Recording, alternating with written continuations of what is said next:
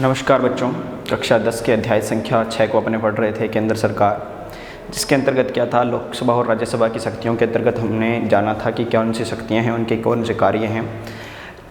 इसमें हमने पढ़ा था कि लोकसभा के पास क्या है, कुछ शक्तियां ज़्यादा मौजूद हैं राज्यसभा से, लेकिन जो राज्यसभा है उसके पास दो अन्य शक्तियाँ जो है वो विशेष अधिकार के रूप में राज्यसभा के को मिली हुई है। वो दोनों अन्य शक्तियाँ विशेषाधिकार के रूप में जो मिली हुई है वह प्रथम मिली है अनुच्छेद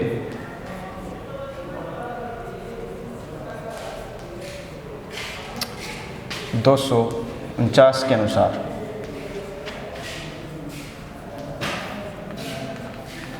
अनुच्छेद 249 के अनुसार क्या है, एक विशेष अधिकार मिला है राज्यसभा को। इसके अलावा दूसरा विशेष अधिकार मिला हुआ है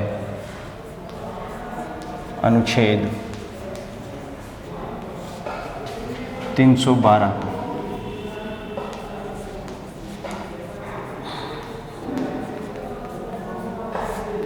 अनुच्छेद 312 के अनुसार तो दो प्रकार की विशेष अधिकार मिले हुए हैं। पहला जो अनुच्छेद 249 के अनुसार है, उसके अंतर्गत राज्यसभा उपस्थित और मतदान में भाग लेने वाले सदस्यों के 2/3 बहुमत से राज्य सूची के किसी विषय को राष्ट्रीय महत्व का विषय घोषित कर सकती है। यानी राज्यसभा के जो सदस्य होते हैं, यानी राज्यसभा में उपस्थित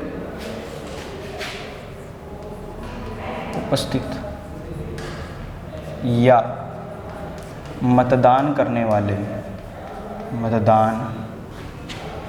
वाले जो सदस्य होते हैं, मतदान में भाग लेने वाले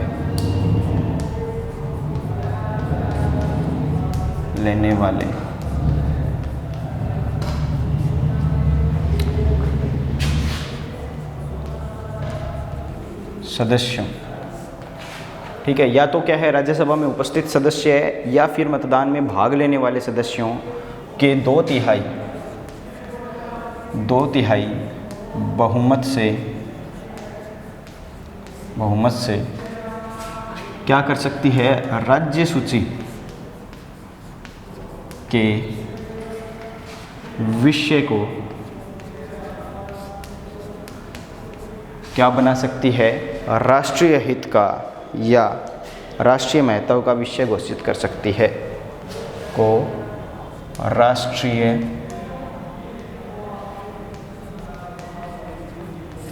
महत्व का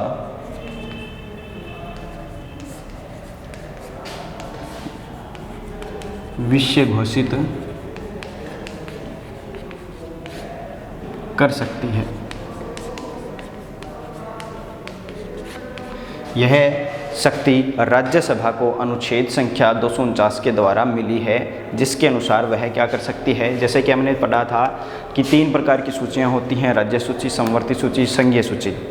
तो जो राज्य सूची के विषय होते हैं, जिन पर कानून बनाने का अधिकार मात्र किसको होता है, राज्य सरकार की, राज्य विधानमंडलों को उस पर कानून बनाने का अधिकार होता है।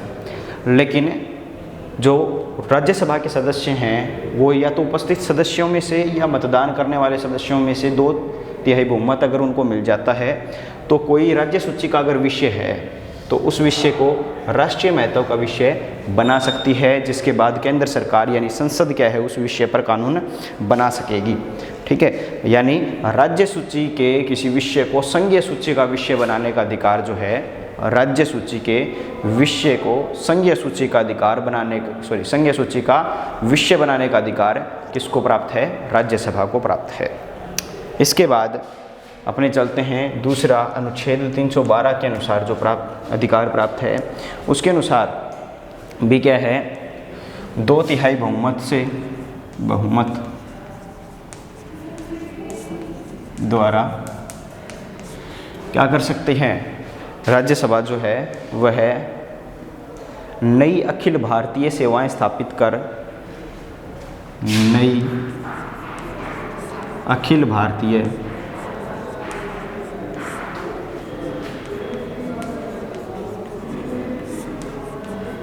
सेवाएं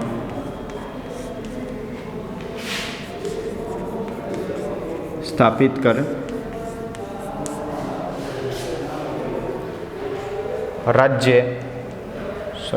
केंद्र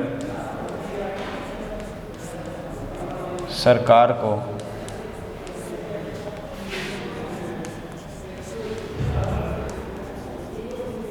सौंप सकती है।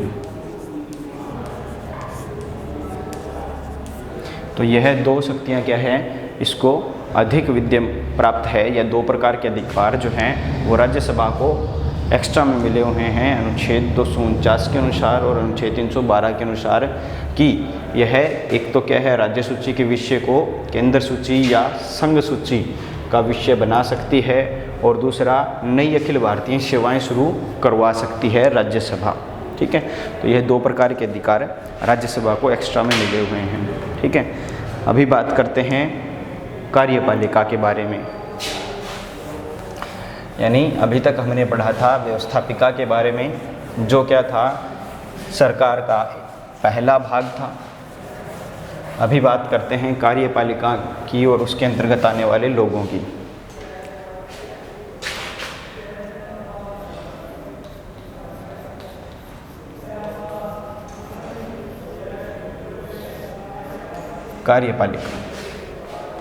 कार्यपालिका का जो सबसे प्रमुख या प्रथम भाग होता है वह है राष्ट्रपति। भारत का राष्ट्रपति कार्यपालिका का एक प्रकार से प्रधान होता है। ठीक है, अभी पढ़ते हैं कि राष्ट्रपति किस प्रकार से प्रधान होता है। और है कार्यपालिका सरकार का क्या होता है, दूसरा अंग होता है। सरकार का दूसरा अंग क्या होता है, कार्यपालिका होती है। ठीक है, तो इसका भाग पढ़ते हैं। भारतीय संविधान के अनुच्छेद 52 में यह उपलब्ध है कि भारत का एक राष्ट्रपति होगा। ठीक है, यानी भारत में कितने राष्ट्रपति हो सकते हैं, संख्या कितनी हो सकती है, एक राष्ट्रपति हो सकता है। किसके अनुसार, अनुच्छेद 52 के अनुसार। अनुच्छेद संख्या 52 के अनुसार भारत में एक राष्ट्रपति हो सकता है, और अनुच्छेद 53 के अनुसार संघ की कार्यपालिका शक्ति राष्ट्रपति में निहित होगी। ठीक है, अनुच्छेद 53 के अनुसार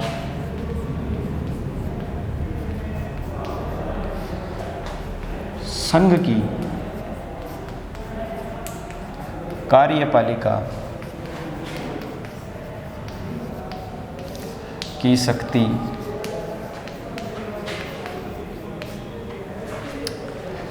राष्ट्रपति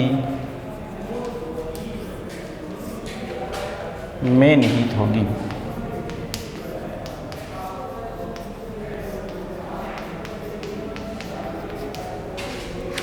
यानी संघीय कार्यपालिका जो है, ठीक है, उसका जो मुखिया होगा या एक प्रकार से सारा जो कार्यभार होगा, सारा जो कार्य का संचालन होगा, वो किसके द्वारा होगा, राष्ट्रपति के द्वारा होगा, अनुच्छेद 53 के अनुसार। ठीक है, अनुच्छेद 52 में बताया गया है कि भारत में एक राष्ट्रपति हो सकता है, और वह एक राष्ट्रपति अनुच्छेद 53 के अनुसार संघीय कार्यपालिका की सारी शक्तियों का अधिकारी होगा। ठीक है, तथा वह इसका प्रयोग संविधान के अनुसार स्वयं तथा अधीनस्थ पदाधिकारियों द्वारा करेगा।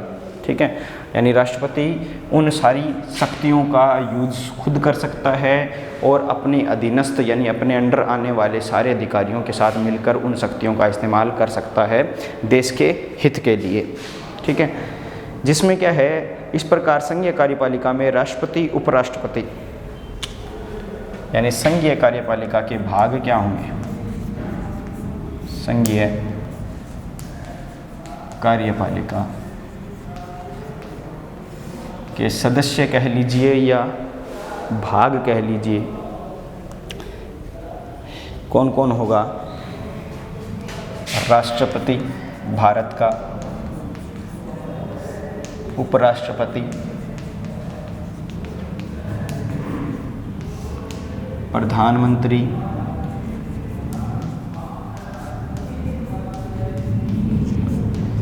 प्रधानमंत्री रहेगा उसके अंतर्गत, या फिर इसके अलावा मंत्रिपरिषद,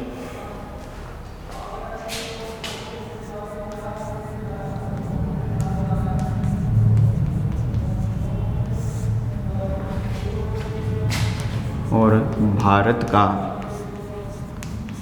महान्यायवादी यानी सर्वोच्च न्यायालय का न्यायाधीश। यह क्या है, एक प्रकार से लोकसभा के सदस्य संघीय कार्यपालिका के अभिन्न अंग होते हैं। राष्ट्रपति कार्यपालिका का औपचारिक प्रधान होता है। प्रधानमंत्री सहित मंत्रिपरिषद कार्यपालिका का वास्तविक प्रधान होता है। ठीक है, यानी दो प्रकार के प्रधान होते हैं, एक तो औपचारिक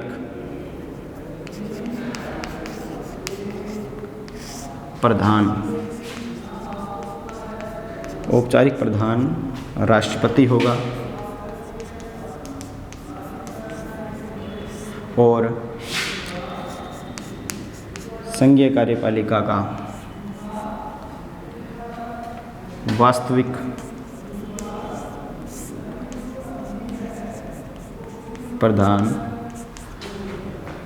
प्रधानमंत्री तथा उसकी मंत्रिपरिषद होगी।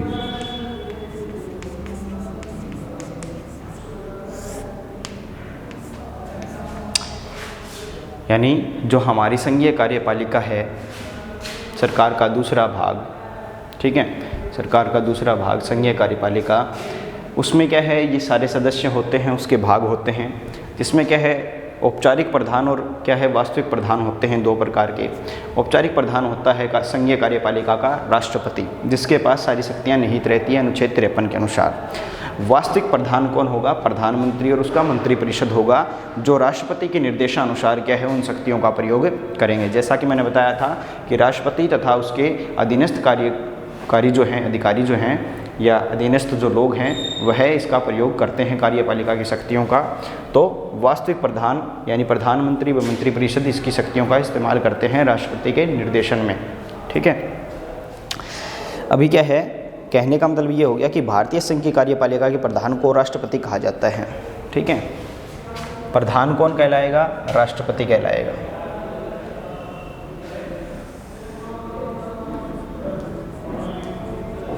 प्रधान कौन है, राष्ट्रपति है। लेकिन राष्ट्रपति जो प्रधान है उसको क्या कहा जाएगा, औपचारिक प्रधान माना जाता है, उसको वास्तविक प्रधान नहीं जाना जाता। जैसे ब्रिटेन में क्या है, ब्रिटेन में संसद का यही सिस्टम है जैसा भारत में है। तो भारत का राष्ट्रपति वहाँ के किंग की तरह है। ठीक है, यानी वहाँ का जो राजा है उसकी जितनी पावर है, उसकी जैसी स्थिति है वैसी स्थिति यहाँ के राष्ट्रपति की है। ठीक है, तो उसी प्रकार से जैसे वह क्या है, संसद का जो वहाँ का राजा होता है वो संसद का वास्तविक अध्यक्ष नहीं होता या प्रधान नहीं होता, उसी प्रकार से राष्ट्रपति वास्तविक प्रधान न होकर औपचारिक प्रधान होता है। ठीक है, दूसरा क्या होएगा उसका, यानी दो प्रकार के होते हैं, एक तो क्या है वैधानिक प्रधान और दूसरा वास्तविक प्रधान, औपचारिक या वैधानिक प्रधान। वैधानिक या औपचारिक प्रधान तो कौन होगा, राष्ट्रपति होगा, और वास्तविक प्रधान कौन होगा, प्रधानमंत्री या मंत्रिपरिषद होगा।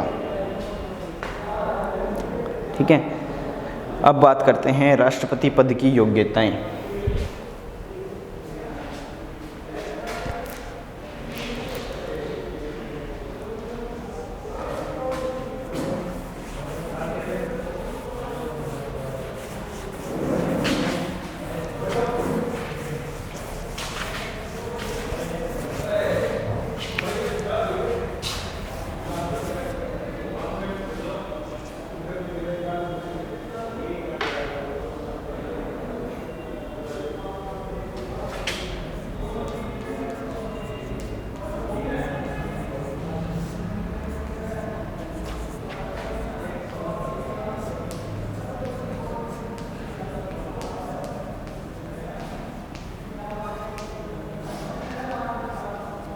राष्ट्रपति पद की योग्यताएं।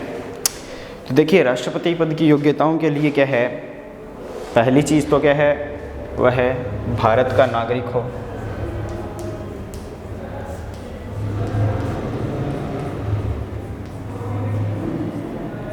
ठीक है। दूसरा क्या रहेगा उसके लिए, पहला तो भारत का नागरिक होना ज़रूरी है, उसके बाद 35 वर्ष आयु पूरी कर चुका हो, ठीक है। और तीसरा लोकसभा का सदस्य बनने की सारी योग्यता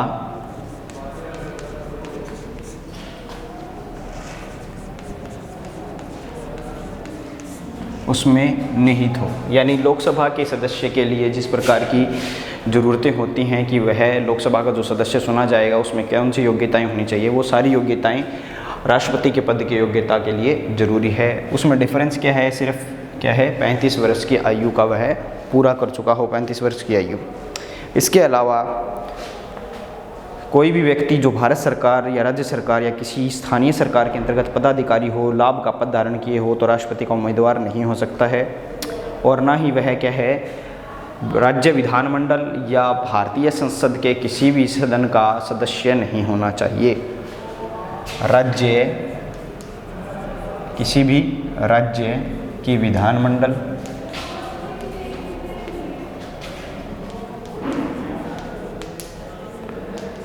और संसद के किसी भी सदन का सदस्य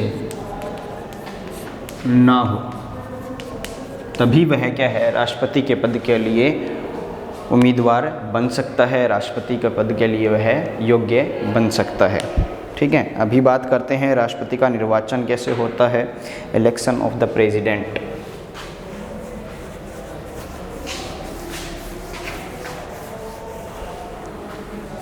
राष्ट्रपति का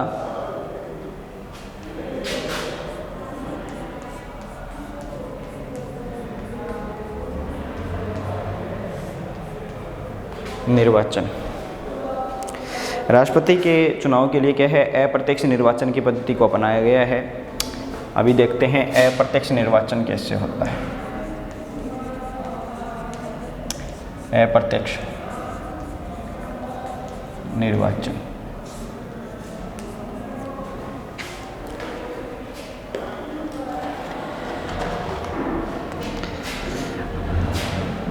इसमें क्या है, एक तो संसद के दोनों सदनों के निर्वाचित सदस्य भाग लेते हैं। संसद के दोनों सदनों के निर्वाचित सदस्य और यानी राष्ट्रपति के चुनाव में जिन लोगों के द्वारा वोट डाले जाते हैं वह आम जनता, साधारण जनता नहीं होती है, प्रत्यक्ष रूप से नहीं चुनती है उसको, बल्कि वह जो जनता ने लोग चुने हैं या फिर राज्य विधानमंडल के लिए जिन लोगों को चुना है वह लोग क्या करते हैं राष्ट्रपति के चुनाव के लिए वोट डालते हैं। तो उसमें वोट डालने वाले जो प्रतिभागी होते हैं वह कौन कौन होते हैं, एक तो संसद के दोनों सदनों के निर्वाचित सदस्य होते हैं। इसके अलावा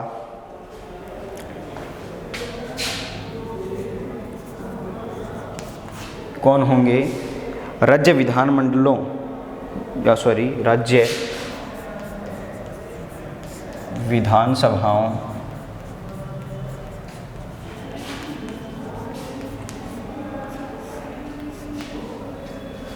राज्य विधानसभाओं तथा 17वें संवैधानिक संशोधन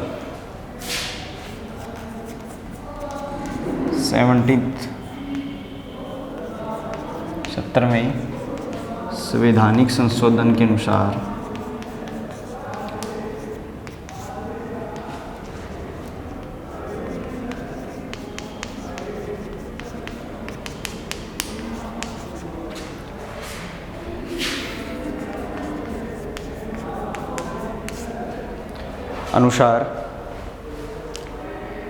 जो कब हुआ था 1992 में, 70वां संविधान संशोधन 1992 में हुआ था। संघीय क्षेत्रों की विधानसभाओं के निर्वाचित सदस्य, संघीय क्षेत्र के विधानसभाओं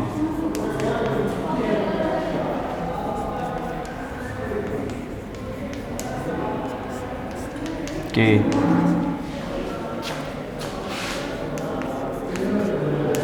निर्वाचित सदस्य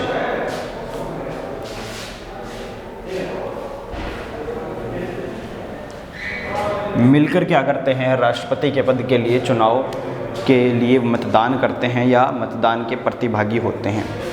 यानी अप्रत्यक्ष रूप से चुनाव होता है। कहने का मतलब जो ये है कि जनता डायरेक्ट रूप से नहीं चुनती है अपने राष्ट्रपति को, उसके लिए वह क्या करती है, राज्य विधानसभाओं के लोगों को चुनती है या फिर जो संघीय क्षेत्र की विधानसभाएं होती हैं उनको उनके जो सदस्य होते हैं उनको चुनती है जनता।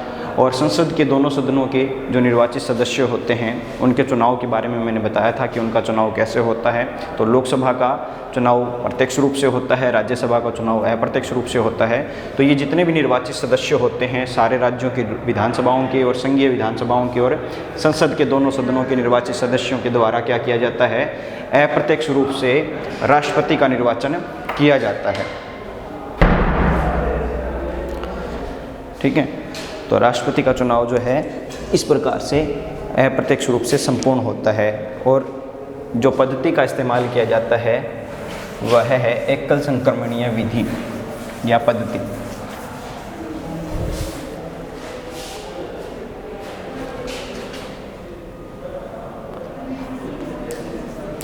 एकल संक्रमणीय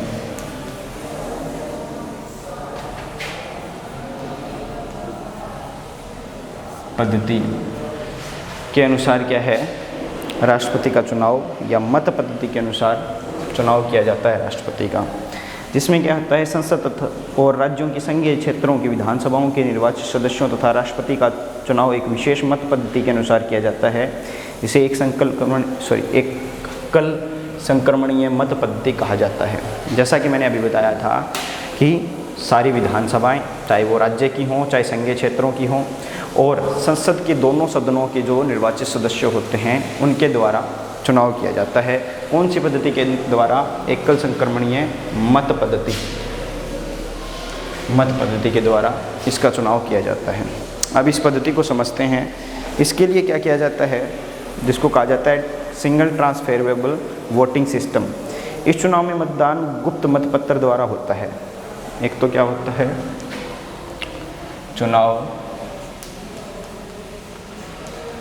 गुप्त मतपत्र द्वारा होता है।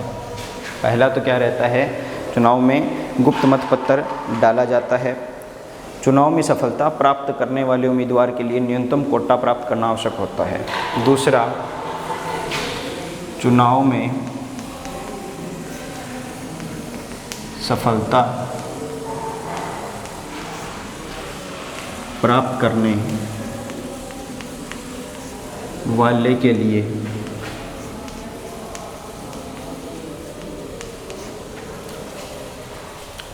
चुनाव में सफलता प्राप्त करने वाले के लिए न्यूनतम कोटा प्राप्त करना, न्यूनतम प्राप्त करना क्या होता है, अनिवार्य रहता है या आवश्यक होता है।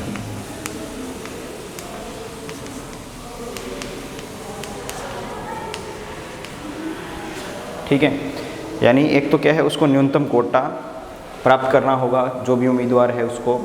न्यूनतम कोटा निर्धारित करने के लिए सूत्र का प्रयोग किया जाता है। जो सूत्र क्या रहेगा, न्यूनतम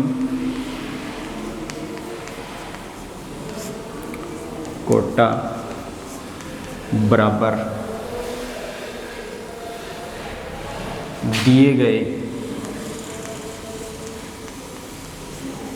कुल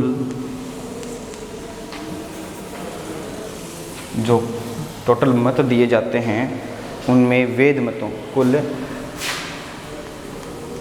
वेद मतों की संख्या,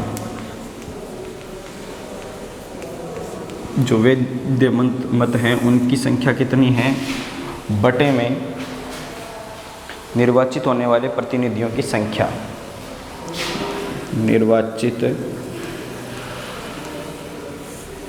होने वाले सदस्यों की संख्या या प्रतिनिधियों की संख्या।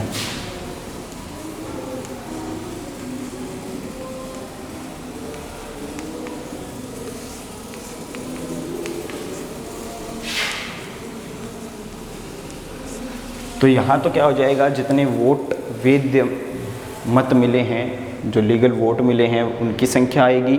नीचे जो चुनाव में भाग लेने वाले प्रतिनिधि हैं उनकी संख्या आएगी। और जिसका भाग करना होगा 1000 से, जिसका भाग 1000 से करना होगा। और इस प्रकार से क्या है, उस व्यक्ति को न्यूनतम कोटा मिल जाएगा। ठीक है, वह न्यूनतम कोटा जितना तय होता है उससे ज़्यादा वोट प्राप्त करने वाले या कितनी मात्रा में ज़्यादा वोट प्राप्त होते हैं उस अनुसार क्या है राष्ट्रपति का चुनाव किया जाता है। तो यह होती है एकल संक्रमणीय मत पद्धति, जिसके अनुसार क्या है राष्ट्रपति का चुनाव किया जाता है। इसका प्रोसीजर क्या है, एक बार फिर से रिपीट कर रहा हूँ मैं। क्या होगा, एक तो राज्यसभा है प्लस लोकसभा प्लस सभी राज्यों की विधानसभा प्लस संघीय क्षेत्रों की विधानसभा, यानी ये सारे के सारे सदस्य मिलते हैं। राज्यसभा के जितने सदस्य होते हैं वह, फिर लोकसभा के जितने सदस्य होते हैं वह, फिर सारे राज्यों की जो विधानमंडल है उनके जितने सदस्य होते हैं उनके वोटिंग पावर को क्या है जनसंख्या के अनुसार मापा जाता है कि उनके एक वोट की पावर कितनी होगी। उसी प्रकार से संघीय क्षेत्रों की विधानसभाएं हैं उनकी वोटिंग पावर मापी जाती है। सबके वोटिंग पावर के अनुसार क्या है फिर ये जो वोट डालते हैं वह गुप्त मत पत्र द्वारा चुनाव किया जाता है, जिसमें क्या है प्रत्येक उम्मीदवार को न्यूनतम कोटा प्राप्त करना अनिवार्य होता है जो भी प्रतिनिधि चुना जाना है।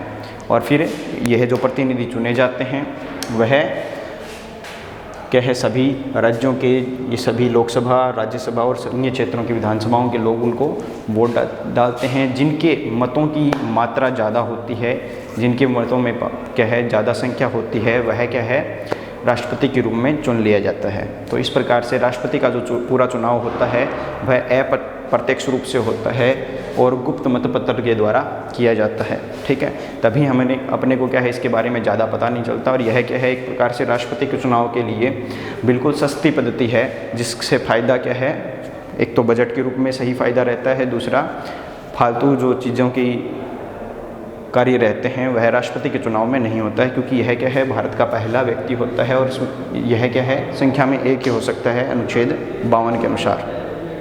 ठीक है, तो यह इसके चुनाव के बारे में प्रक्रिया थी। इसके बाद अपने पढ़ेंगे कि इसके महाभियोग की पद्धति क्या होती है, जो इम्पीचमेंट ऑफ प्रेसिडेंट के बारे में नेक्स्ट वीडियो में जानेंगे। तब तक के लिए क्या है आप इस वीडियो को देखिए और इसको नोट्स बनाइए। धन्यवाद।